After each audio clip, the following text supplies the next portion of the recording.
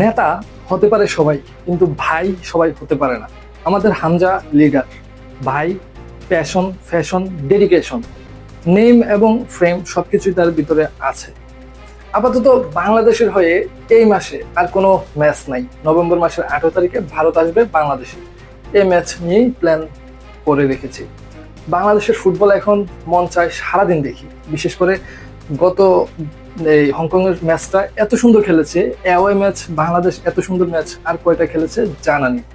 হামজা চৌধুরী আসার পর শুধু বাংলাদেশের ফুটবলকে এগিয়ে নিয়ে যাচ্ছে না, দলের স্পন্সর থেকে শুরু করে বাংলাদেশের ফুটবল ফ্যানদের এক করা গ্যালারিতে পর্যন্ত দর্শক ধরে রাখা বিশ্ব ফুটবল সংস্থা বাংলাদেশের ফুটবল নিয়ে এখন পজিটিভ রিভিউ দেয়। বাংলাদেশ দলের প্রধান দুইটা কাজ হলো, প্রথমত কোচ হ্যাভিয়ার ক্যাব্রেরাকে আউট করা, দ্বিতীয় কাজ হলো ভালো মানের একজন 9 নম্বর তৈরি করা। ক্যাব্রেরাকে আজকের পর আর এক মুহূর্তের জন্য বাংলাদেশ জাতীয় দলে আশেপাশে রাখা উচিত নয়। দ্রুত সেক করে লং টার্মে ভালো কোনো কোচ আনা উচিত। অনেকেই বলতে পারেন আজ হংকং এর সাথে ম্যাচ ড্র করার পেছনে ডিফেন্ডারদের ভুল কিংবা স্ট্রাইকারদের ব্যর্থতা আছে। এটা ট্রু, কিন্তু সবার আগে যে গুরুত্বপূর্ণ আমার প্রসেস ফলো করে আগাতে হবে। ক্যাব্রেরা তো এটা তৈরি করেনি।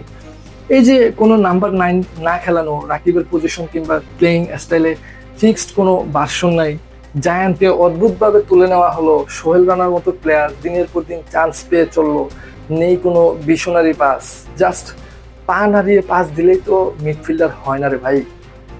প্রসেস ফলো না করা কিংবা টিমকে খেলোয়াড়দের মধ্যে রিলেটেবল করতে না পারার দায় সম্পূর্ণ ক্যাব্রেরার। ক্যাব্রেরা চলে যাওয়ার পর যিনি কোচ হিসেবে আসবে তিনি সঠিকভাবে পরিচালনা করলে নম্বর 9 পেয়ে যাব আমরা। আরো একটি বড় কাজ হচ্ছে গিয়ে সিন্ডিকেট দূর করা, বাংলাদেশ জাতীয় দলকে বসুন্ধরা কিংস না বানানোর দিকে মনোযোগ রাখা। ফুটবলের প্রধান চরিত্র হলো ফ্যানদের যথাযথ মূল্যায়ন করা।